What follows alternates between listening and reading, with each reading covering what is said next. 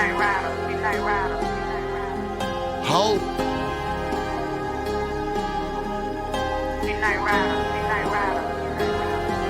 Street entrepreneur.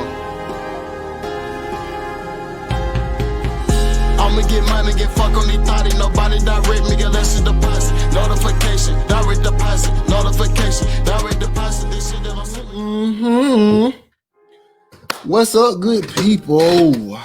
It's another episode of the Servant Leader Podcast. Yes, sir, indeed. We are live. Appreciate everybody that is you, and you, everybody out there that is showing love. Yes, sir. We are, as we wait on our guest, tell y'all a little bit about what we got going on. Let me tell y'all a little bit about what we got going on here on this Servant Leader Podcast, man. So, I'm your host, Amor, CEO of Amor Living, here promoting the love of living in each and every environment with a podcast. That Servant Leader Podcast is made up of field technicians, electricians, contractors, carpenters, HVAC, you name it, essential workers, pretty much essential workers. Let's bring them in.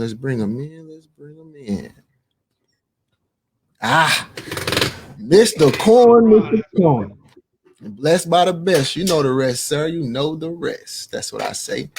I say that all the time when somebody asks me, how am I doing, man? Because, you know, God is good all the time. All right, man. So let's get into this thing, man. Tell the people about yourself. Well, my name is Corn Phillips, but everybody calls me Corn. Somebody at my old job called me Corn, and it kind of sucks, and now I just answer to it.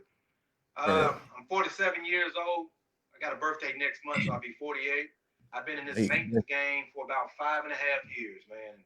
And shout out to all the maintenance techs out there that's in this industry, because this industry is wide open. Anybody out there listening to this podcast, if you're looking for a secure job, get into maintenance, get into HVAC, HVRC. You will have a job for life. That is 100% correct, man. Oh yeah, man. Look, the maintenance industry, HVAC, is so wide open. You can come out of tech school and get a job with no experience, about 17 and a half, $18 an hour. And as your experience grow, you'll be at 21, 22, 23, all the way to 30 and $35 an hour. So if everybody out there that's listening and watching this podcast, if you want a career that's going to be pandemic proof, recession proof, you need to get in the HVAC. Oh yeah. Hey man, look, when I first got into HVAC, because I graduated high school in 2006. So, you know, I wasn't with the whole 4 years of college. I didn't want to go to the military. I didn't want to, you know, just jump into no kind of workforce.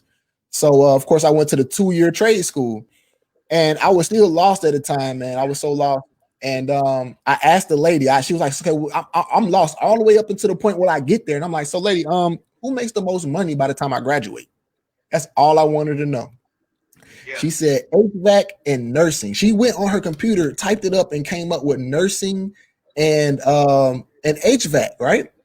And then sure enough, less than a year later, here comes Everest shoving, are you sitting on the couch? Get on up here and get yourself a trade, HVAC or nursing. I was like, yo. So yeah, it definitely is facts of what he's saying, man. Essential workers, man. We are I wouldn't say fireproof, but if you work with your hands well enough, man, you will always have your assets with you. You know what I'm saying? Picking up trades and different things that you learn in the field. You know what I'm saying? So that's basically. I'm so glad you brought that up, man, because the pretext of this podcast is essential workers. You see what I'm saying? So what do you think about our position as essential workers during this COVID pandemic? Well, my position is in the apartment industry, because that's what I deal with, and I do have my side business. But with the apartment industry, if they didn't know we were essential, they know now. Because when everything shut down, my job did give me 2 weeks off with pay if I wanted it. So, Mm-hmm. Mm-hmm. me being the supervisor, I said, well, I'll be on call if you need me. And Mm-hmm. then as the pandemic progressed and people started taking it seriously, they really reached out and they knew we were essential. And I Mm-hmm. know you said fireproof. You wouldn't say we fireproof, but in Right. essence, we're right up there with first responders. Mm-hmm. Because that apartment or that rental agency, they can't run without us because the owners Mm-hmm. already know, hey, if I got to call a commercial HVAC, that's going to be at least $150 per call just to show up, just to drive in their driveway, in your driveway. That's $100 to $150. So Mm-hmm. we are essential. And like you said, you're working with your hands. And Mm-hmm. and I like to tell people, I try to tell my nephews and people I meet, once you have knowledge and you give it away, it doesn't decrease your knowledge. So we're all here to help each other. So uh, I don't care if the economy shuts down. Somebody and I know, everybody needs heating and everybody needs cooling. Our job Mm-hmm. is irreplaceable from robots. Mm-hmm. You got computers to diagnose stuff, but you still got to put your hands on it to weld that piece of equipment, to Mm-hmm. calibrate it, to get that refrigerant flowing, to get that heat strip to kick on. You're going to have Right. a person to literally put their hands on it, whether the pandemic is here or when it go away. Our job, this trade right here is never going anywhere. Fact. It's here to stay. Right. And then even if they was to get robots, who you think gonna have to fix the robots, maintenance the robots? Us. Exactly, Rod. Yeah, Exactly, yeah. Rod. Exactly. And I don't like down. I try not to sound. I try to stay humble. You know what I'm saying? Mm-hmm. Sometimes, sometimes I realize that I learned that humbleness doesn't always have a place. You know what I'm saying? Mm-hmm. Sometimes people want you to be humble when you are exceeding and succeeding. You know what I'm saying? They're Yep. like, "Hey man, be humble, man. What you mean be humble? We just won the world championship. So, you know what I mean? Like, why should I be humble at this moment? This is the Yeah. moment to celebrate. You know what I'm saying? Um, I said that to say that you are so right about how essential doesn't even capture the essence of what we do for the world. We keep the world running at a normal. We have a new normal, but guess what? We have to roll with that new normal. We keep Mm-hmm. the world comfortable. You know what I'm saying? We keep everybody at their normal, We do. pace or whatever. And then if you notice, if anything goes wrong, man, like shit, it's nothing little. Like let any of our viewers heat go out mid-January. Let your Right. heat Right. go out. You know what I'm saying? You don't think about how serious it is, how serious your air conditioner, or how much it's not even a luxury, but it really does It's a control. necessity. It is. And man, we heroes. We are. We the unseen heroes. Man, that's why I Rod. created this podcast. What's up? Yeah, I was gonna piggyback what you're saying. Like we knock on the door, that tenant or that resident, they're gonna come to the door with a little attitude sometimes because their heat is out or their air is out. Mhm. But once you walk in there and diagnose the problem, you got a friend for life. You got free advertising for life. Right, Because right, whether they right. stay in that apartment, they got a Mhm. niece, they got a cousin, they got an auntie who needs some work Mhm. done at their house. Next thing you Mhm. know, we make more, and that's what I want to tell the people that listen to the podcast. You're working on your job, but you have the ability to go out there and make you 500, $2,000 on a weekend on install, one install. Mhm. So I tell people, I wish I could have got into this trade 15 years ago. Right, And man. and and and it's amazing because uh, and then you're proud of yourself because when you step upon the scene, it's up to you to get that unit going. Right. It's up to you.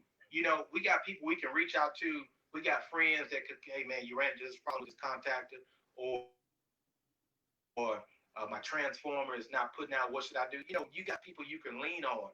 But I'm Mhm. telling, if anybody listening to this podcast, if you want a career where you can leave your state and go to Mm. another state or go across the world or go to the Caribbean, Mhm. get into HVAC. You Exactly, will man. never look back. Get into Hey, guess HVAC. what? I say this a lot, man. I tell people, fellow, maintenance HVAC guys like ourselves and women, because our first podcast lady was actually a handy woman, but that we Mm-hmm. would be considered like the wizards of back in the day, changing the state of matter from liquid to solid. Yeah. Even back in the medieval times, we were essential. You know what I'm saying? When the Yeah. Black Plague came through, we were still working. We were still working, Hey, man. Rod, hey, Rod, I'm gonna use that, man. I like that. Wizards, man. Hey, Yeah. HVAC wizards.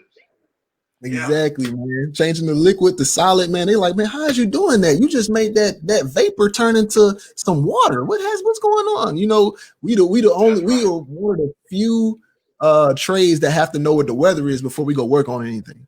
You know what I'm saying? Mm-hmm. And what I learned, and this is the crazy thing, when I got my HVAC, I'm universal EPA certified. When I got my HVAC license, I went into everybody wanted 5 years experience. Now, I don't want anybody to get Yeah. discouraged. Like, once you do get into HVAC, they're not going to hire you off the muscle because they want experience. And you're like, well, damn, I'm fresh out of high school. How do I get? I mean, fresh out of trade school. How do I get Great on? school. And I ain't got no experience. That's what led me into the property management Mm-hmm. industry. And then from there, I got my hands-on experience. But then I started learning more. I started learning carpentry. I started learning electrician work. I started learning, drywall and plumbing Well, and all these other things. And one thing us MacGyvers know, one yeah. thing us MacGyvers know is that when you build upon your intellectual property, that's how you build value for yourself. You know what I Mm-hmm. mean? That's across the board on anything. The more you master your craft, the more you become valuable, not just to your industry, but to the world. You know what I'm saying? Right. Right.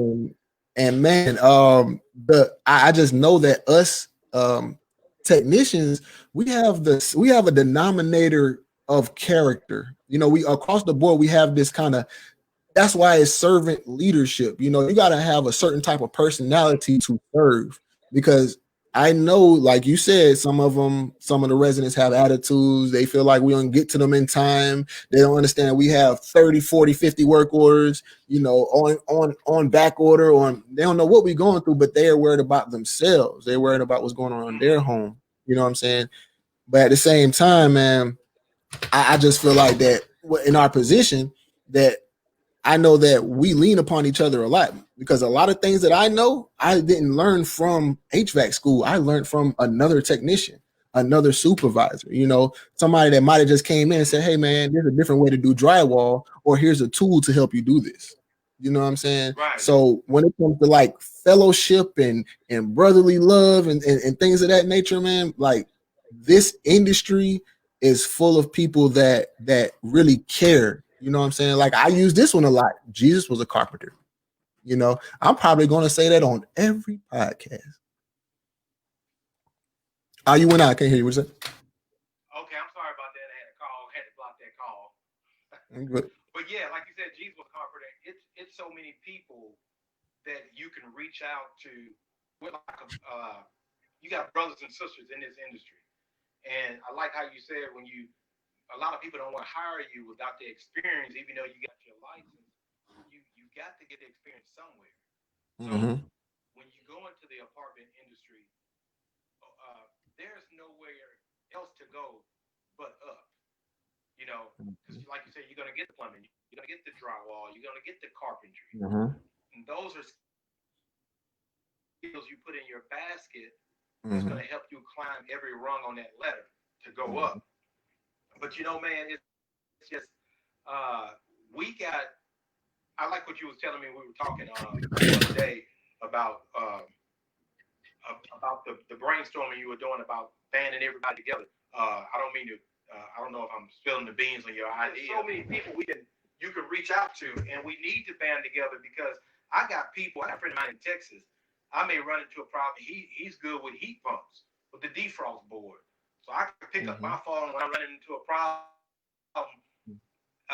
As I said before, once you have knowledge and you help somebody else out, it doesn't decrease your knowledge. Mm-hmm. It actually boost your favor among your brothers and sisters in the trade. Hey, if I can reach out to Rod because Rod gonna tell me right. He ain't gonna leave me wrong. And if Rod don't have the answer, I'm pretty sure he got somebody he can call and say, hey, I got a cat down in Mississippi having a problem with this Goodman or this Ream unit.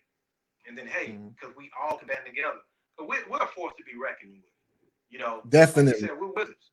And and once you do a job right and you build that character with the residents and with family members, hey, that money coming. That money coming. Exactly. And you know what's so crazy, man? I don't think people understand how, because we say that a lot, like, you know, you lighting somebody else's candle doesn't dim your light, you know. And we say that so much. Some people just be like, of course, everyone loves their information. And who holds back information? People are just saying stuff like that. But in essence, I actually was that guy. You know, I used to feel like, why would I tell somebody what in 5 minutes what it took me 5 years to learn? Like, why would I do that? You know what I'm saying? But now I realize that I'm not built to last forever. I wasn't created to last forever, you know, as far as my knowledge is. So it's like, how do you last forever? How do you live forever? You pass down the knowledge. You actually grow brighter by passing down the knowledge. You know what I'm saying? And in this industry, like you said, you become more powerful by passing out the knowledge. Like, for example, man, I got into the industry and I started going into people's homes and I started noticing the things that I could fix. Like, I came home one day and my cousin, you know, he's like, man, before he said anything, actually, I was like, damn, the heat's out, huh? Because I heard it trying to crank up and it wasn't catching, like the igniter wasn't. He was like, how the hell did you know that, bro? Just by listening to it. And I'm like, yeah, y'all looking at me like I'm a wizard now. Huh? You know what I'm saying? It's like, you know, just being able to, being in this industry, you really become the hero. Like, how many people have homes? How many people have apartments? How many people have anything over their head that we can actually add value to? 90% of the people. It don't matter if it's a hut. Right. We can make that hut look. We can make it save space. We can make it, make it save money, you know what I mean, as far as electricals, because people have weatherization problems, you know what I'm saying? They have big gaps in their doors and things like that, wondering why they cut on their heat and it takes forever for it to reach a certain degrees and you running up your electric bill. People don't know how really essential we are. Without us, man, I guarantee people's light bills would be sky high. Electric bill, we already paying bills that we ain't supposed to be paying. You know, a drippy faucet is $75 a month, man. You know what I'm saying? $75 a month is good. So let me ask you a question. What got you into the field though? Like, how did you initiate yourself in this field? What got you here? Well, I'm gonna tell you the truth. I was working at a auto parts a car plant, and the good Lord has a way of setting things in order. I kind of feel like the Lord was trying to get me out of the manufacturing process. And it's like the Lord created a situation for me at work. And I had to leave the company. Actually, me and my supervisor got into it and I got fired. And I look back on it now, it was the biggest blessing that ever happened to me. Why did he say he fired you? So,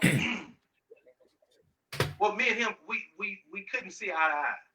And, you know, it was a little, to be honest with you, it was some little racial tension there, you know, and just because I was making good money, I wasn't gonna let you talk to me any type of way, you know. I didn't cuss him out, but I let him know, hey, this is how it's gonna be. My daddy didn't raise no punk. You know, this bone in my back, I don't have a jelly back, so I will respect you as a human being first, and then I will respect your position, but once I leave my house and go to work, I left my wife and my child at home. So I wasn't gonna let nobody. I don't care how much money I was making. I ain't gonna let you talk to me any type of way. But so it was tension at my job. So I ended up getting fired. But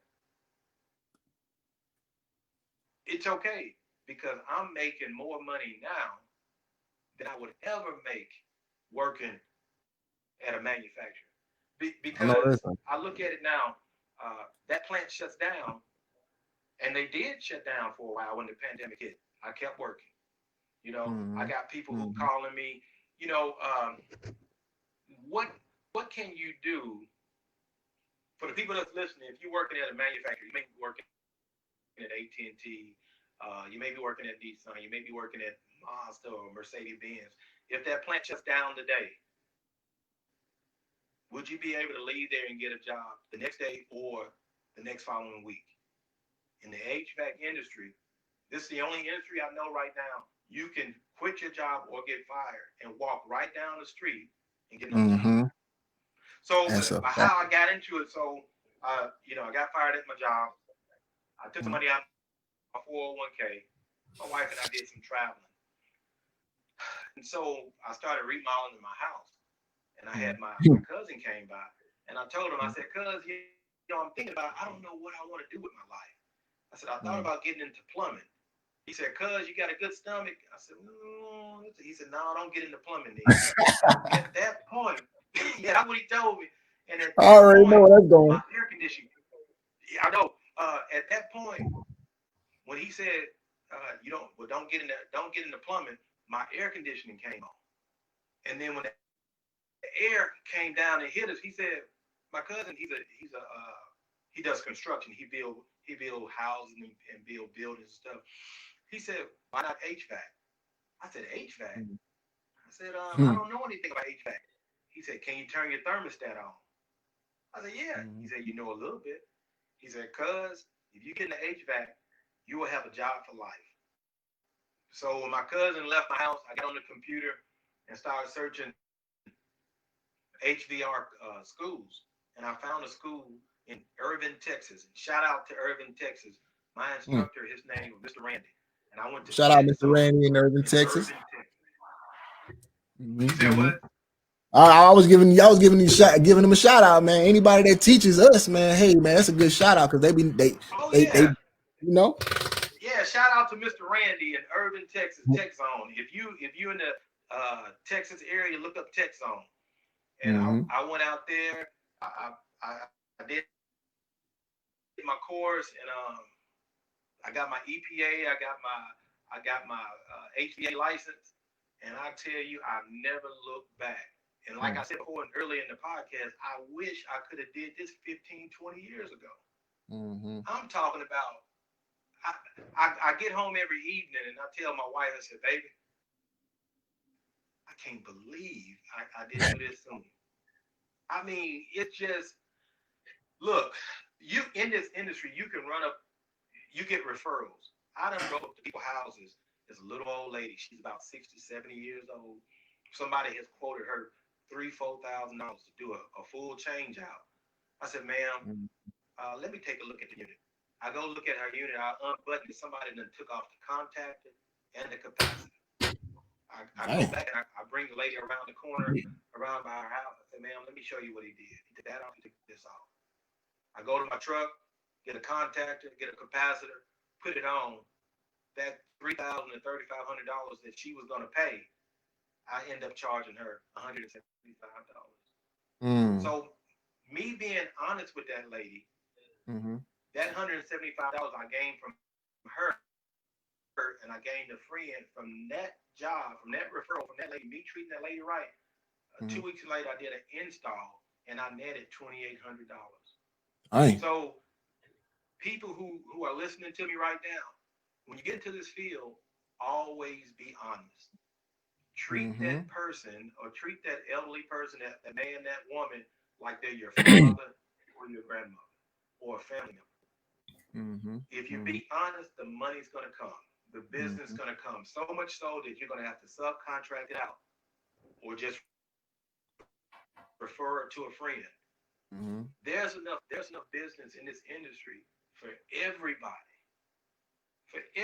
So, you know, it's just, I got tons of stories. I'm at the grocery store and I got my testos, or I got my gauges hanging up in my truck. Hey man, you work on air conditioning? I said, yeah. Oh man, yeah. Man, my mama unit out. My referral fee in Mississippi, I only charge $75 for me to come up and look at it. So, and I get that up front. I said, I let them know my service fee for me to come out. But I already know what's wrong with it. I understand that you telling me what's wrong with it, but I have to get my professional opinion and do my diagnosis. So I get that out front. When I get there, I get my $75, and I tell them if I do the work, 75 will come off of it. But you just got to be honest in this industry, because word of mouth can build you up, and word of mouth can tear you down. So it's best to be honest. Just be honest. It's and the temptation is really out there, and I like to bring the elephant in the room to the forefront so people can see what we overcome. You know what I'm saying? Because like you said, somebody went in there and told her $3,000. That's easy because a lot of people don't know like, what the simple things to do to fix something. You're right. You know what I'm saying? I had one lady, she said it was a smoke detector, man. Old lady, man, smoke detector. She was like, do you have to rewire the system? Because it was hardwired. No, man, we just got to change the battery. You know what I'm saying? Man, because it was hardwired. See, I worked at a senior home, man. I done had residents, because they always ask you for something else. You know what I'm saying? You go in there to do one thing, and before you can walk out, they're asking you for 3 more things. You know what I'm saying? And they don't have sometimes they don't have nothing maintenance related. However, they know that we have the maintenance mind to figure things out. But the thing about it is, a lot of people are calling us because they don't know how to fix something. You know what I'm saying? And sometimes, like it might be a flame system. We don't do nothing but take some sandpaper, rub that thing down. You know what I'm saying? And for the listeners, we dropping all the knowledge. Hey, man, for y'all tapping in, we dropping jewels. You know what I'm saying? Like you might be able to save yourself a couple hundred. You know what I'm saying? However, don't blow your house up. Don't blow yourself up. Don't shock yourself. Don't do that. You might still want to call it. Yeah. You know what I'm saying? Because please believe, I have been arced on before trying to do something as simple as taking out a circuit breaker. You know what I'm saying? Eyebrow singed, mustache blown, finger blistered, and everything. You know what I'm saying? So it is a dangerous. I had a supervisor get blown off of a 6-story roof, man, from the transformer. HVAC blew off the roof. You know what I'm saying? So this is a very dangerous field. Yeah, man. Yeah. He got paid, he stayed with the company, but it's nothing like not having to take pills for the rest of your life or, being shell shocked about pops and stuff like that. You know what I'm saying?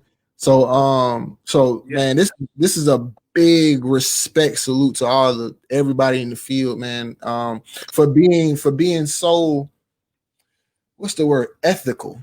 You know what I'm saying? Because you have to have that in the industry, because man, we in people's homes. Like I've been in more home thresholds than most people have in their lives, both of us. You know what I'm saying? I've been in thousands of different people's homes. Yeah. Millionaires to Section 8. You know what I'm saying? And from that insight, I could tell you somebody from secret. You know what I'm saying?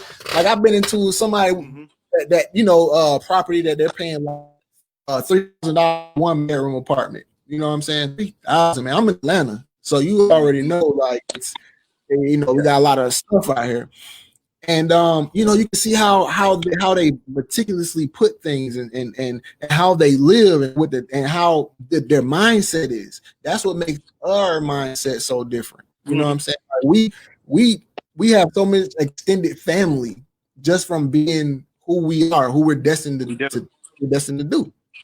You know what I'm saying? So, like, I love this field, man. Like, I'm really making a difference in the world. Like, I mean, no shade on any restaurant workers because y'all are servant leaders too. So some of y'all are good ones, some of y'all are,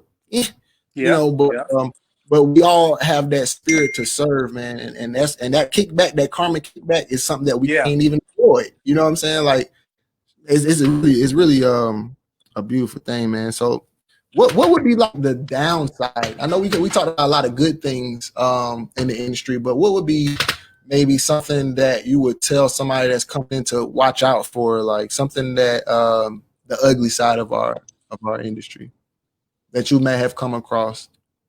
You mean the HVAC side or the apartment community side?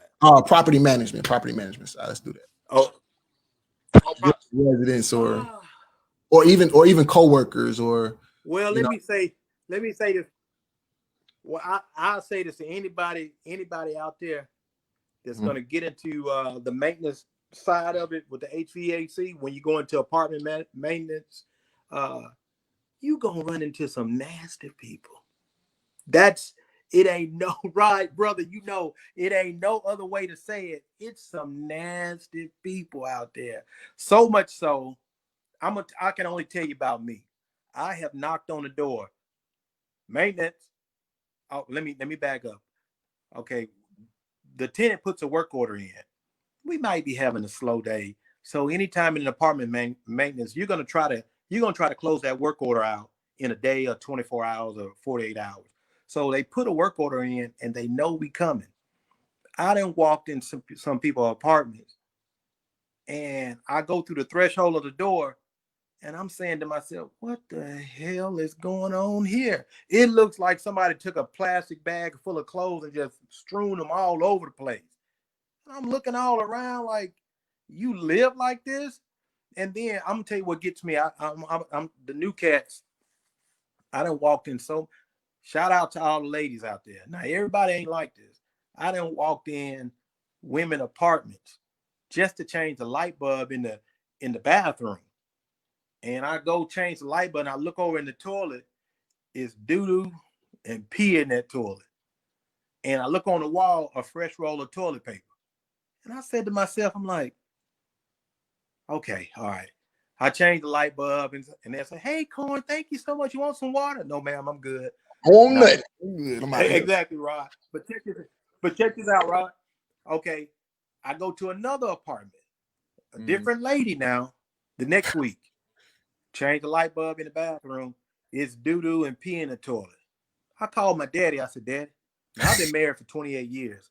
I said, Daddy, if me and my wife break up, it's some nasty women out here. If I start dating again, I'm just gonna show up at the lady apartment. Let me see your bathroom. Because it's some nasty. I mean, how you take a dump and pee and don't wipe yourself? Bro, it's so funny that you said that, because just the last 2 days, today's Wednesday. So Monday I had a clogged toilet call. Okay. I go up to the lady's apartment, and why do you have, like, if the toilet is clogged, clearly you just took a fresh defecation. You just took a fresh defecation on top of the already clogged toilet because there was already tissue on top of it. You just on top of it. You know what I'm saying? This was a lady. This was no shade to the women out there, but you're talking to men that has been in over thousands of apartments. Okay. So we have a story. And then I come back the next day because they said it's clogged again. The same thing.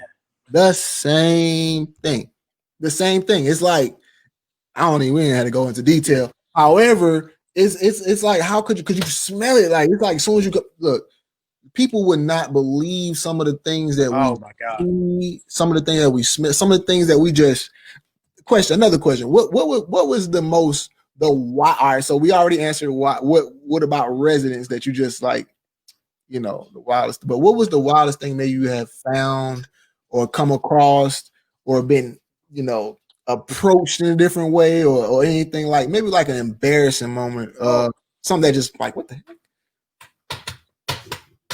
Well, let me tell you. Well, I took this job at this apartment industry, the community, and it was a class. A lot of people don't know, you got 3 classes of apartments. You got class A, B, C. A being the top luxury apartment, real nice. So I got hired at this place, and this lady called about her sink. Garbage disposal, it was leaking. So, I got my tool bag, and this lady, it was a white lady. She had these real big breasts. So, I knock on the door. Come on in. Oh, you're the new maintenance man. I said, yes, ma'am. I'm here to look at, kind of just like on TV. I'm here to look at your pipes on your sink. I wasn't thinking nothing of it. And, she wasn't bad looking. She's lounging in her house. So I'm laying on my back under her sink, and she's talking to me. So I'm working on the sink, got my glasses on so no trash fall in my eye. She said, so you're the new maintenance man? I said, yes, ma'am. Ooh, are you married? I'm not looking at her now. I'm looking at the seat, Right. and I said, "Yes, ma'am, I'm married." And I happened to look under my arm, and then she was looking at me like this. I said, "Oh, I done seen this before. This like straight off a porn movie. I'm about to get the hell up out of here because I don't know, man. I don't know if she got cameras. I don't know if this is a setup." And she had this little weird look in her eye. And I said, "Ma'am, I'll be right back." Man, I went. I didn't need to go get nothing. I left and went and got my coworker, and he came back with me. I said, "Man, apartment. I'm just gonna make up the number. Apartment H12. I ain't never going back there by myself." But yeah, man, that was kind of weird, man. So you just gotta watch yourself, and no shade out to the women out there, but to the men in the industry, it's a lot of hungry women out there. So you just gotta be vigilant. You gotta, in the day and age we live in, you always think there's a camera somewhere. Yes, sir. So, yes, sir. Because a lot of people got caught up, man. It's just, a lot of people lonely out there. So I'm here to do my 8 in the gate. Yeah, I'm here to fix them and get him out of here. You know what I'm saying? That's it, man. I don't walk into people's houses to work on some heater, on the heat, and I don't know if you're familiar with fur down. Sometimes it's the units that be over the bathtub. Sometimes instead of air handler is I've come across. Yeah, they call them fur downs, or some people call them pancake units. Man, I done walked in people's apartment, women again. Big old dildo on the dresser. And man, Astroglide and Vaseline. I'm like, I act like I don't see it. I'm like, you just put the work order in. You don't want to put this up. I mean, right? We coming. We coming. We coming, man. Rod, I got some videos, man. Super nasty apartments. I'm like, I can't believe it. Look, I work in a Class C property, low income property right now, and I have went into so many apartments. They're super clean. There's a few nasty ones, but when I was at the Class A property and people paying $1,300, $1,400 a month, most of the nasty apartments I've been in, they're always nurses. For some reason, they work in the healthcare industry. I don't know. They drive BMWs, Mercedes. They're always in the healthcare industry.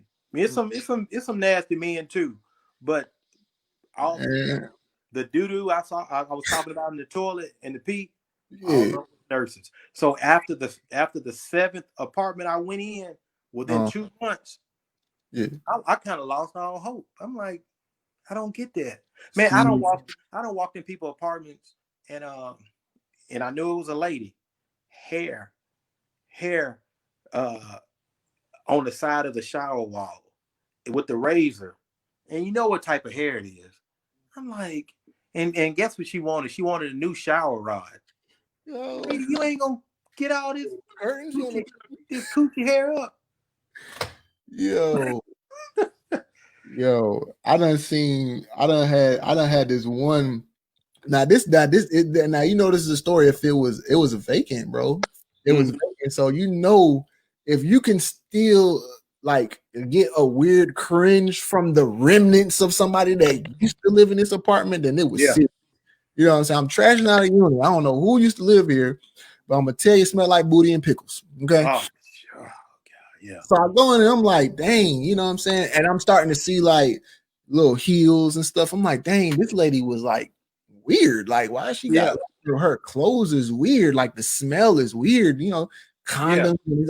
And you know what? Whenever somebody gets evicted, man, it's like they going through it because it's always drug paraphernalia everywhere. So it's like y'all don't give a damn. There's beer bottles, cans, little baggies of everything you could think of is just spread out everywhere. They're like, you know what? We're just gonna binge before we leave this month. Yeah. But yeah, so like I'm in there and I'm throwing stuff in the bag and everything, and it's getting weirder by the moment. You know what I'm saying? I'm like, all right, this cologne, this smell kind of funny. Like what kind of, you know what I'm saying? Throwing stuff in the bag. Yeah. And then I run into some sweatpants. I'm like, damn, this is a big woman. This was kind of a big woman. Yeah. You know what I'm saying? And then come to find out, long story short, it was a man's apartment. It was two men, Man, get out of here. It was two men's apartment, and it took a while to really, because I'm like, yo, I know this is a woman something, but it's too woman-ish. You know what I'm saying? Like something's not right. And that was it was the only apartment I ever been like literally confused just from doing a trash out. You know what I'm saying? As I'm telling you, man, when people run, the people that missing this podcast, bro, they're gonna get so many they're gonna be looking at people like, you know what? I don't know you until I come into your home. And right. Exactly, man. Let me tell you, I'm gonna say this, and I'll let you have the floor. If I got a call to this guy's apartment, and he says, I can't remember the work order. I kid you not, man. This is my first and only time. I need to knock on wood somewhere. Oh shit. Okay. This guy come to the door, a white guy. He's about 24, 25. And when he opened the door, chills came all over me. It's like his spirit and my spirit clashed. It was some evil weirdness about him. And he said, yeah. He said, yeah, my bathroom toilet. I think it was his I had to change his field valve. He had a ball cock. I need to change it from a ball cock to a field valve. Man, I walked in his apartment. It was leaves in there, like you open the door and leaves blow in because it had linoleum in the kitchen and carpet, but nothing had been cleaned up. It was filthy. But here's a creepy part. In his bedroom, he was in one bedroom. He had like a blow-up mattress, and he had a wall of computers, like 5 computer terminals connected to each other. I don't know if he was a gamer, but man, I said, this guy right here, he's a pedophile, or I won't be surprised if I turn the news on, he done kidnapped somebody and did some weird stuff, because I got my gloves on now. I go in the bathroom, it's hair all in the sink, hair all in the bathtub, all around the toilet seat. I'm talking about stringy hair. I'm talking about the bathtub looked like a truck stop bathtub. Oh. And he only been in the apartment 6 months, man. And so I started changing everything. I said, man, you take a bath up in here? You take a shower? Yeah, I'm really not here. So it creeped me out, man. I said, it creeped me out. So when I got back to the office, I turned the work order in. I told my manager, I said, apartment, blah, blah, blah. I said, y'all need to watch that guy. Y'all need to do a background. Something's not right with this guy. I don't know whatever happened to him, but man, that's the first time I ever, I'm a pretty fit guy, man. I work out. This little short guy. He about 5'2", 5'3". But when I tell you, he checks off the box of a weirdo. And it takes something for me to get chills. I was like, he'll be on the news in about 5 to 10 years. He's gonna be on the news. That creeped me out. See, people don't. To reiterate again, we've been in thousands of apartments. See, let me tell you, I've been to over 50 different properties in the Atlanta metro area as a temporary service worker. Because see, I did some time, and then you know how hard it is to get into certain properties. With those F's on your record.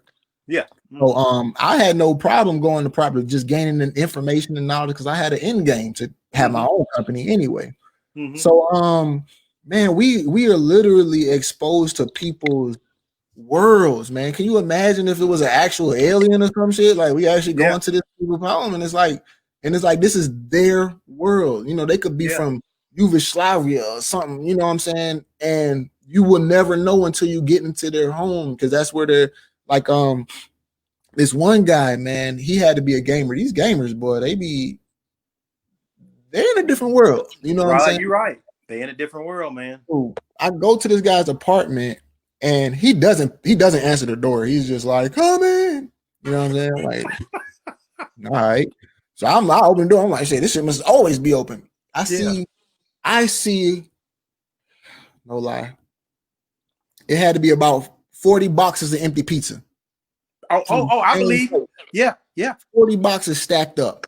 And this guy is sitting and nothing in his apartment, nothing at all but a chair and 3 like giant TVs with him in the middle of it, like just gaming away. He barely turned around to look at me. You know what I'm saying? And he said he lived there for like 15 years.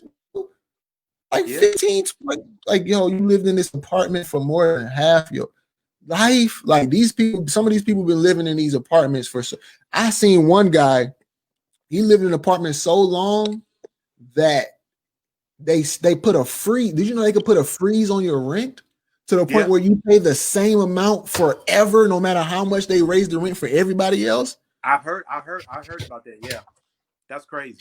That's crazy, right? And then it's like, this is something that people don't know. You know what I'm saying? I'm gonna drop another jewel. People don't know that the leasing properties, they have money for you. If anything goes wrong, they have money for you. Think about the renter's insurance that you're paying. Think about all the extra taxes that you're paying. Trash can, really? You know how much we pay to get the trash taken out? Nowhere near $10 times 500 units. You know what I'm saying? A month. Rod, you dropping some knowledge, Rod. A lot of people don't know that, man. And I'm gonna tell you what, I learned so much at the Class A property. And you had those quote unquote sedated people. I've been in there turning in keys to work orders, and those people who do have that knowledge, they go in there and they make a statement, but they're really making a demand. I've heard them say, I'm just gonna say Appleseed, manager Appleseed, I'm not gonna pay my rent until you fix this, that, and the other. Or I put a work order in 3 months ago and my ceiling still ain't right. So I want you to take $200 off my rent. Well, I'm calling up there. And they would take it off. I'm telling you, man, them eight properties, man, like it's not that they're not ran by a different standard. It's the same standard all the way down to Section 8. So like, it's just the mindset is different. Like I was telling you, like, you have to know that you have rights. These people are housing you. You are their tenants. They're taking care of you. We as maintenance men are supposed to be taking care of you. So if anything happens, like, you shouldn't just be paying for the holes in your walls or paying for just the shit that you do. You should be paying for another thing. Does your property do anything for like once the year turns? Do they do fresh paint or do cleaning, anything? They do. But here's the thing, Rod. They're not going to do it unless you request it. Ask for it. Exactly. Unless you request. We've had people stay, look, after 6 months or after a year, you're supposed to have your carpet shampooed. And I don't know how it is in Atlanta, but in Mississippi, a lot of people don't know. The Class A properties know the tenant is not even responsible for one light bulb. And that's why I was getting all those work orders to change light bulbs. I'm like, why the hell? But another thing, I don't want a lot of people. When I was staying in an apartment, I didn't want people in my apartment, but you got some of those people who just don't, they know because I'm paying for it. When I get tired of my toilet seat, I want a new toilet seat. And the property got to provide you a new toilet seat. You sit on that toilet seat for 6 months or a year, you get a new toilet seat. But they don't know that. Exactly. Like, I mean, if you just think about it, you had a carpet that you've been walking on. Like, you living in this apartment for 7 years. You don't think you're owed some new fresh paint or a new punch or a new something? People just be letting these people get over, man. Like, and I know, remember that the thing that I told you about that we discussed? That move is going to set a lot of tenants free. A lot of tenants are going to be able to love living in their apartment finally. You know what I'm saying? Finally be taken care of. Right. That baby you got, that baby idea that's been birthed in your spirit. Man, once you release it out, Rod, man, I mean, God dropped something in your spirit, man. You know what it was? Revolutionize the maintenance trade brothers and sisters out there. And you know what? The industry don't want it. But we band together, man. Rod, man, when you told me about it, man, I was like, you know how you hear something, then the light bulb starts to flicker. But when you told me that, man, it turned right on. I said, man, he on a gold mine. Right. Yeah. I'm looking for the right thing. Like, hit it like that. It's like, oh yeah. Oh, there you go. That's it. That's it. That was it, man. I'm telling you, like, man, these people, the leasing agents that I used to work for, you know, it seemed like they got most of the credit, like the credit for you know, I guess sending us out there, maybe. Yeah. You know what I'm saying? Yeah. Sending us out there. But man, if the people knew how much they were getting taken advantage of, like I worked in the A-class property owned by a bank, right? And they got money. Everybody know they got money. It was so many residents that was coming up there saying, I'm not paying my rent until this is fixed or this is done or this is done. And they would happily just break them off.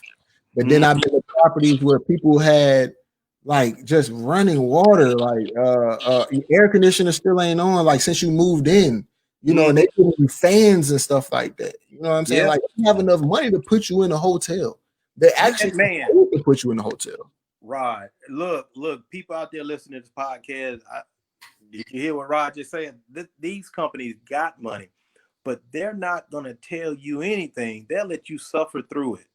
And there are some property managers out there that will do the right thing, but for the most part, they're only looking at the numbers. They're only looking at if they got a certain budget to operate within, and then they know they're getting a big bonus check at the end of the fiscal year.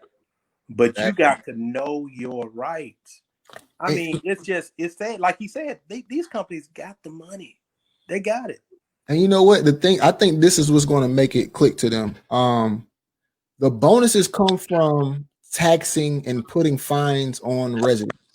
You know, trash, anything that they could find. Anytime you get a fine, that goes into their bonus. Now, understand, us as the field technicians, we got our money right here, baby. We don't need to do you like that. We don't need to do you like that. But them people behind that desk, you know, no shade to some of the leasing agents, because there are some good leasing agents out there that want to help you, get you in there, you know, feel comfortable. There are some good ones out there, but you know, they have a different objective. There's some of them that come in for the green objective, you know what I'm saying, or the green agenda, as I like to call it. And then you have the black agenda, depending on what the demographics is of your property. You know, they have a different agenda. So, but the main thing is that they're trying to tax you so they can get their money. But us, man, we can make money. We don't even get the money for doing what we do. If we get called for, if I get an on call right now, I'm knock on wood for that one. If I get a call right now and it's somebody locked out, that's a $50 fine. It's a $50 fine, right? That money don't go to us. That money goes to the leasing agents on their bonuses and on what they got going on. You know what I'm saying? They can't wait to do that. And it's because the property that I work at, they got the passage locks where you can just press the button and walk out. Man, that's so easy to lock yourself out. I can only imagine that was part of the maybe companies, you know, bigger, how we can make more money. Yeah. But can you imagine if us maintenance people if we had our own group? I wonder how many residents, how many homeowners out there would actually buy into our maintenance group, our solid foundation of intellectual property, cutting out the middleman. You know, come see us. I imagine there'll be a whole lot out there because, like we said in the beginning of the podcast, somebody knows somebody who need what we're selling, quote unquote, selling. Just like you're an honest HVR technician, maintenance tech, they're going to refer you. But if somebody is in that program, say, hey, call Rod. He can give you some knowledge right here. He'll show you how to handle that. Yeah, give him a call. Man, I'm telling you, what you got going on is going to revolutionize this maintenance industry, man, all 50 states and worldwide, because, a lot of people have been taken advantage of, man. A lot of people. So I want to piggyback off of something that you said when I asked you what was the worst part of the job or the downside of the job. It's to me, it kind of really slipped my mind. It's really just that many. It's just that few of downsides. But it was some along the lines of pretty much since we work with our hands. If anything happens to us, you know what I'm saying, bodily or anything like that, we could be out of work. You know what I'm saying? We really have to take care of ourselves. We got to take care of our hands. We got to take care of our health. like our body is our money makers. You know, we can't even eat wrong, because if you get the gout on your toe, you're not climbing up no stairs. You know what I'm saying? Yeah, or you get fatigued real fast. You gotta eat right. You gotta be sharp. Yeah. So let me ask you this. I had noticed that you were in a motorcycle accident. Well, it wasn't a motorcycle. About 7. Let me see. Oh, going on 6 years now. No, 7 years. I'm sorry. I was riding my mountain bike, and a guy was texting on his phone, and he ran over me. And he when he looked up, he swerved and he hit the back of my mountain bike, and he ran over my right leg, crushed my leg. My leg was broken 7 places. So I had to learn how to walk again. I had to learn how to do everything again. And like I said, God created a situation for me at work, and he was talking to me like when I had my accident, and I still wasn't listening. So I went back to work, and that's when all that stuff happened. But yeah, it's been about 7 years ago. Had to learn how to walk again, and it's life changing. So I began to reevaluate what I wanted to do and how I wanted to leave a legacy. And I've helped so many of my friends get into this field, and they'll call me back up. Hey, Corn, man, I appreciate what you're telling me. He said, man, everything you said, I can understand the sequence of operations. Man, my mama hair went out. My cousin hair went out. I went over there and helped him. I said, look, man, I said, as you grow into this industry, yeah, when a family member call you or a friend call you, yeah, your price gonna be low. But as your experience grows with your knowledge, you don't have to be afraid with upping your price, because you're not paying me really for my. I bring 5 to 6, or sometimes, depending how long you've been in the trade. Just because it took me 5 minutes or 10 minutes to fix your problem, I have 15 years of experience behind that. So you're paying me for my experience, not really for my time. You know what I'm saying? But you're paying for my time as well. But yeah, that happened to me, brother, and that changed my life. That changed my life, man. So was that while you were doing maintenance or HVAC? No, that was before I got into the industry. Okay, so you was all healed up and stuff by the time you got there. I got healed up and everything. Then I went back to work and got fired. So, yeah. So that was right, man. That's crazy. Like crazy. It's crazy. I'm like, so when I look back on everything, I'm like, man, God was telling me. First of all, for everybody listening to this podcast, I'm gonna take a real serious tip. If the Bible says in his own word, if you don't work, you don't eat. Okay, whatever you're doing, if it's not fulfilling, if you go to work, say on the weekend, you're chilling, everything, you with your family, you all right, and then come Sunday night, you start getting a headache because you got to go to a job you don't like. You got to work around coworkers you don't like. And you've been putting up with the same thing day in and day out, and it's killing your spirit. That's what it was doing to me when I was working at that manufacturer, that car plant. It was killing me. But I didn't really know what I wanted to do, because everybody's not cut out to be a brain surgeon or a nuclear scientist. There's some out there, but if you want a rewarding career, if you go into the HVAC industry, because be a hero. Be a hero. And if you working at an apartment community or working for these rental properties, if you get tired of it, go online, float your resume out. You're gonna get those hits. You can pick up somewhere. If you got a 401k, you can transfer your 401k to another company and keep this. I'm telling you, this is the only industry. If you're making $21, $22 an hour, and you just feel like going to another property, they're gonna meet you at your wage and give you a little bit more. Thanks. I'm just telling you, once you get into this field, there's no place to go but up. But yeah, it's really easy to get into it, man. Like I had a couple of mentorees. I have a nonprofit organization where we purchase LLCs for high school students. Yeah. And this kid, man, he worked at Tropical Smoothie. The kid was making like $6 an hour, but he had that for lack of a better word, he had that trap swag. You know what I'm saying? And I was like, man, I know you want to make more money than this. I know you ain't even trying. I don't want you to do that. So I was like, man, hey, you do this, you get into the field. I sent him to the temp service. And I told him my story, which was I started off doing grounds. You know what I'm saying? I had an HVAC light. I had an HVAC certificate, HVAC EPA certified, universal, and I didn't know what to do with it. I'm doing grounds with an HVAC license, bro. Yeah, picking up trash. Yeah. Right. And then just happened to be that they was telling me, hey man, we need you to go in here and do something. I called my temp service like, hey, they got me doing temp stuff. I need to get paid temp money. I mean, tech money. You know what I'm saying? Like, oh yeah, we're gonna give you tech money then. We're gonna make you. I built that temp service. You know what I'm saying? I was the first person in the temp service, BG Staffing. Shout out BG Staffing. Shout out to BG Staffing. Okay. For the BG Staff.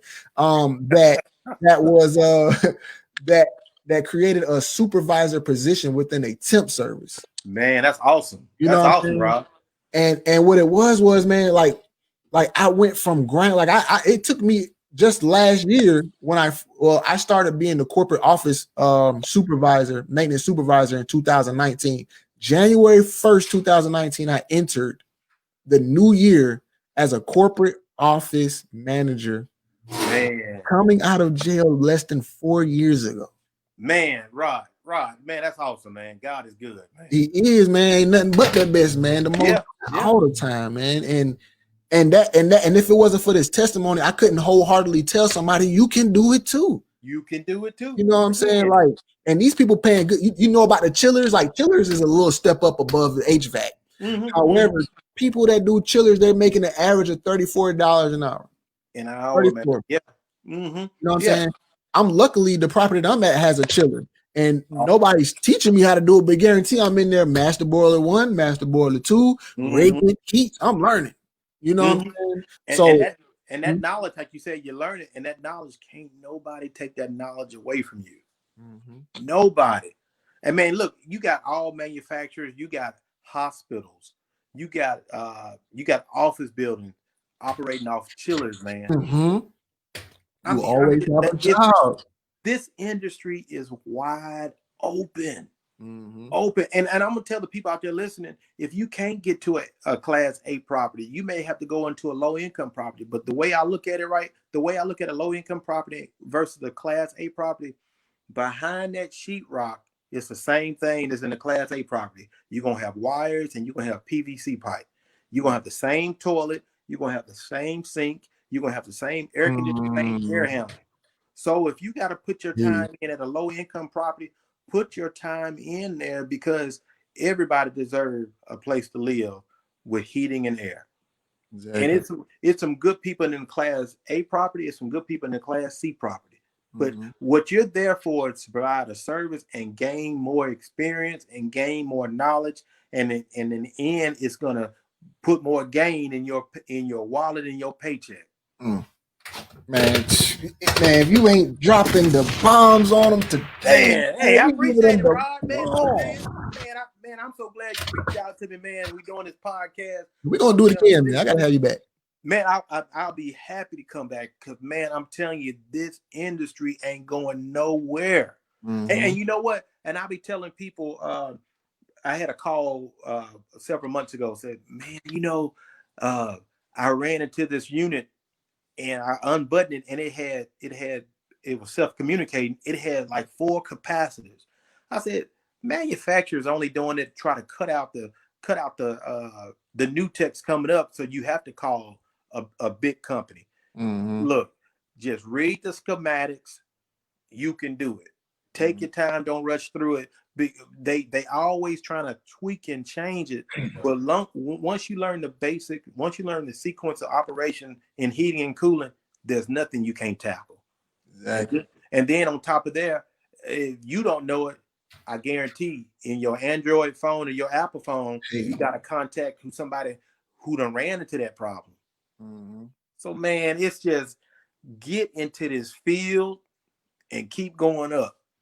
Definitely. I mean, Man, it's just amazing. That's why, Rod, I keep saying I keep wanting to kick myself. I wish I would have did this 20 years ago. If you got cats that's 19 coming out, 18, 19 coming out of high school, you know, I tell people college is for everybody, but it's not for everybody at certain points of your life. Sometimes college may not be for you when you're in your 20s. You may have to go to trade school in your late 30s, but you can still get knowledge.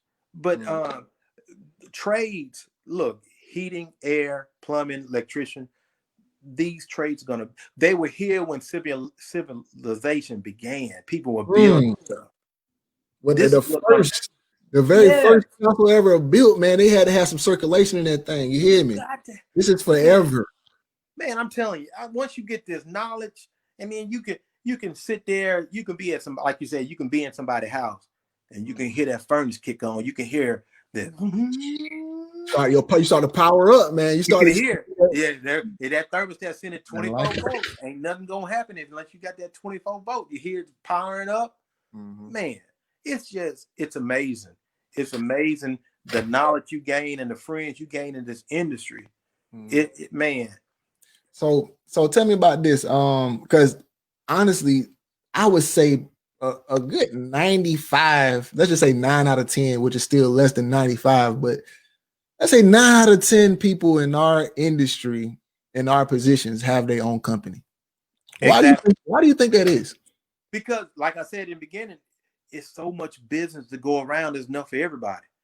You know, you may not even think you got your own business, but once you leave work and somebody call you, hey, a friend of mine called me. I know you do maintenance. You can go over there and look at her name. Her name is Jackie. She got something going on with her air conditioning. Yeah, I'll take a look at it. She gonna give you a little something. You drive over there and go to Jackie's house. Guess what you just started? You just got your own business. And one thing about having your own business, you're not gonna fire yourself. You're not gonna fire yourself. Exactly, man. So you would not, man. This is the easiest way into. This is like the slide into your own company. Like people you don't have to find a product. You don't have to find anything, merchandise. You don't gotta do nothing but show up. Show up and start working. Exactly, Rod. This is one of the only industries where you ain't gotta go look for work. I mean, man, it's been so many times I done got off work from my job and I'm on my way home and then my phone rings. Hey man, my air out. I know you got a service fee. You know, I got my gauges, I got my 410A, got my R22, and I already know in Mississippi the standard for a pound of R22 is anywhere between $75 to $150. That's it right now. Just for people that don't know, R22 is legal in 2020. Nah, it's not legal. It's just discontinued. Like we ain't using it anymore. Yeah. It's discontinued. They're not going to make no more. So you can charge what you can. All you got to do is call. We got a big company called Comfort Tech, or you can call somebody else. Man, what y'all charging? Like I got my friend in Texas. He said, how much y'all charging to change out a capacitor? Well, service fee and everything, man, we're going to walk away about $275 for a capacitor, 3 wires to change out a run cap. So I already know if somebody called me and I do my service call, I'm going to walk away with 150 or 175. Easy. And it took me 15 minutes. It took me 15 minutes to make $175. I mean, I walked into Home Depot just getting supplies, and then hey, what you got on there? Is that a maintenance shirt? So I got this house. You know what I'm saying? The jobs follow you. You are the Rod. There you know go. What I'm saying? You are a job. Like when you get in this industry, man, it's heaven sent, man. Like it really is. Like you are. I would like to say you're doing the Lord's work. You know what I'm saying? Exactly. Making the world a better place. Shit, that's what we do. Yeah, you really heroes, man. You know what I'm saying? Like it's hard to be modest. It is. But you know what? It's not that you're bragging. I saw an interview. Man, who's that guy? He played baseball. Was it Sammy Sosa? I can't remember who the baseball player was, and somebody, a reporter said, you're kind of arrogant because you're saying you're number one. He said, well, to be honest, I am number one. I'm on Sports Illustrated. I got the highest batting average. It's about 300 players in the league, and I'm rated number one. So I am. So we do what we do with grace, but we are wizards and we're superstars. Because you can call the big company with the vans and or the service truck, but best believe when you call them, it's $150 for them to drive up to your driveway. To come out there. Just to come out there. So either way you're gonna pay. I mean, I crack this joke. See, I'm a single man. You hear me? Yeah. So I crack the jokes of hey, say here, lady. If the world was to come to end today, start to come to an end today, who you think you want to be around? You want to be around a maintenance man, MacGyver, that's gonna make some air conditioning, make some heat, rub two sticks together, know how to make it happen. I ain't even talking about a wilderness guy, because I don't know. We might be neck and neck, but guess what? We know that if we see the animals going that way, or if the water's going downhill, you know what I'm saying? Like we can probably build a car, build a raft. Yeah. No, you know what I'm saying? Like my mind is so we know the ingredients to adhesives. We can take our super glue, your Gorilla Glue. We know what to do. You know what I'm saying? Like we're the most resourceful people in the world. You know what I'm saying? Shout out to all the servant leaders that are listening, that are not listening. Take a moment for all to you, man. Real talk, man. We here, we support you. And the support is real, man. I have never come across. That's a lot, because there are the downside to some of these properties is that you'll have somebody that knows that. All right, so my last guest is she talked about job security. Some people take job security way too far. You know what I'm saying? Yeah. Shout out to that I saw that podcast. I saw what she was saying. Yes, and it's really sad though, because it's like they feel so insecure about their skill set that they have to put you down, or not even put you down, but not show you new stuff. Exactly. Yeah. You know what I'm saying?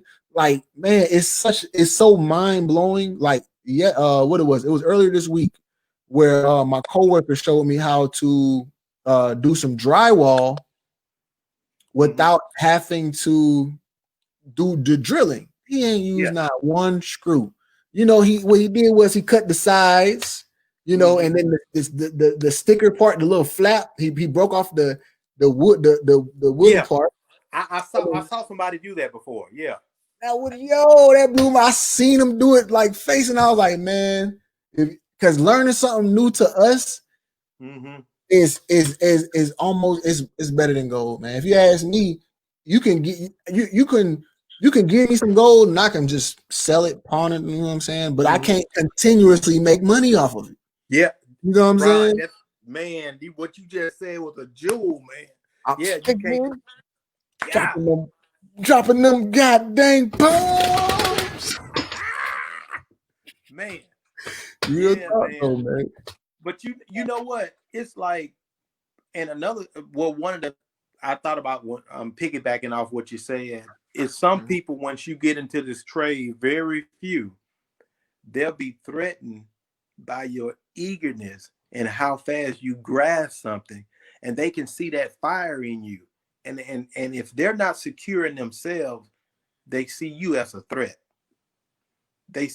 But that's why I always say it's more business out here for everybody. There's so much business to go around that you can't do it all. So why feel threatened instead of creating a situation to create a quote unquote enemy in the trade? Why not create a friend? We ain't got no time. Nobody got time to put up with that foolishness, man. Because once you give knowledge away, that's why I've always said that once you give knowledge away, it don't take away from your knowledge. You help build a person up, and you don't know that person that you're showing something within the trade.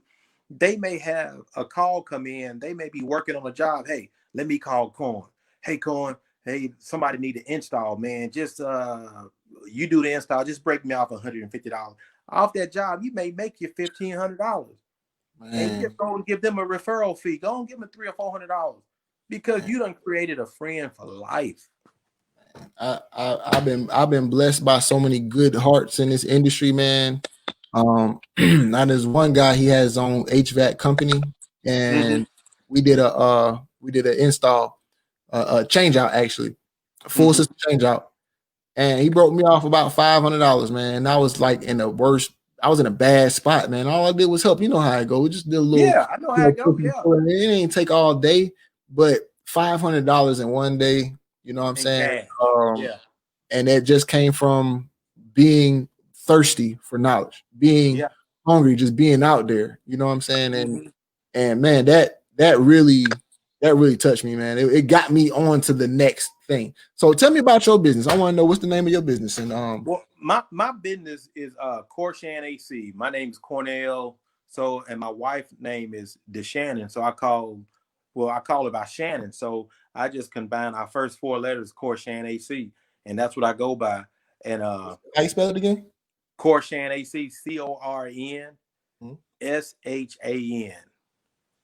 And my motto is too hot to wait for winter. So my business just blows up during the summertime, and then for the wintertime, I say, hey, it's too cold to wait for summer. So that's my little catchphrase, you know, it's too hot to wait for winter. So man, when people call me, I tell them, hey, that's my service fee. Let me come out and diagnose it. If I can't get to you, I got somebody else I can call. So I want to shout out to my cousin, to my nephew. His name is Patrick Osborne. He's one of the greatest AC techs I know, and another guy named LaShawn Williams. That's my little brother. He's been in the trade for 12 years, and those are two people. Man, if I get to calling so many names, I'm gonna forget somebody. Hey man, go ahead and shout them out. Go and shout them out. I got my white brother named Chris Ainsworth. This dude is so sharp. I can call that guy up. All three of those cats, I can call them up, man, and I can shoot them out a scenario. Bop, bop, bop. I got to answer. And one thing about this industry, you're gonna create so many friends. When you call them, if you get their voicemail or text message, they'll reply back, hey, I'll call you right back. Working on a unit. Man, and by the time, if he don't call me back, I know my other cat gonna call me back. So man, that's solid. We in an industry where, like, honestly, I can't wait for somebody to ask me a question. Because I can't wait to tell you, you know what I'm saying? I can't wait to be of value. You know what I'm saying? That's the biggest thing in life is to be of value. And I mean, you can turn anything into a passion, you know what I'm saying? But when your passion, your career deals with 95% of the world, your value is a little bit more higher than no shade to the fast food chains, but then somebody that gives you fast food at the window. You know what I'm saying? Exactly. No shade, but the truth is what it is. You're paying for professionalism, and you're paying for comfort, and you want to just and when you to the techs that are thinking about, to the future techs that are thinking about getting into this trade, one thing you're gonna learn as you evolve and your skill set goes up, one thing you don't want is a callback. Once you service someone, you want to make sure the job is done right, efficiently, and professionally. You always want to leave a job site better than you received it. You want to put that armor flex on that suction line. You want to clean up all the trash that, you know, from the duct work you have to do. If you got to do duct work, every screw you put up, you want to pick up your trash. You want to leave that job site cleaner than what you found it. So, because your reputation gonna precede you to before the next call. You know, it's gonna precede you. Before you leave the apartment, they're gonna be calling you, letting you know, hey man, you got this, you didn't do that. You in people's homes, man. They know exactly how they stuff. Well, not everybody, because some people, you know, Yeah, some Kinda people gotta, man, I had one lady, Lord have mercy, she was a hoarder. We all had those hoarders. yeah. And when I say this lady, I walked into the kitchen and I'm like, I can't see, man. I'm like, where's the light switch? I can't get to it. She's like, oh, I got something for that. This lady went and grabbed the fly swatter. No, she did, man. She went and grabbed the fly swatter and stuck it between the shelf and the thing and swiped the daggone oh my God. It's like, yo, you got a whole system over here going. I see, you know what I'm saying? Like, man, I've seen some of the laziest people are some of the most creative, actually. Exactly. Man, I got a phrase I say to myself, 3 words. When I go into a nasty apartment, I always say, why be nasty? I don't understand. It takes and some people are successfully nasty. You can get a work order and the apartment look worse than you first went in there 4 months ago. I'm like, man, you are successfully nasty. That's interesting. I can do my work order and I get the hell up out of there. But they know if Corn came to their apartment, it's going, whatever the issue was, it's going to be resolved and it's going to be fixed. But man, shout out to all the technicians in this trade. Shout out to the future techs, as Rod said and I said before.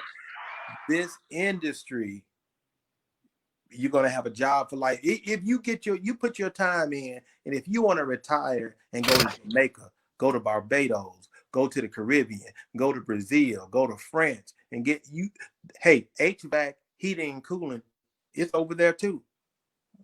You can't go nowhere but up in this industry. I heard that Dubai had the highest paying HVAC rate, and man, Dubai is beautiful. I haven't been there.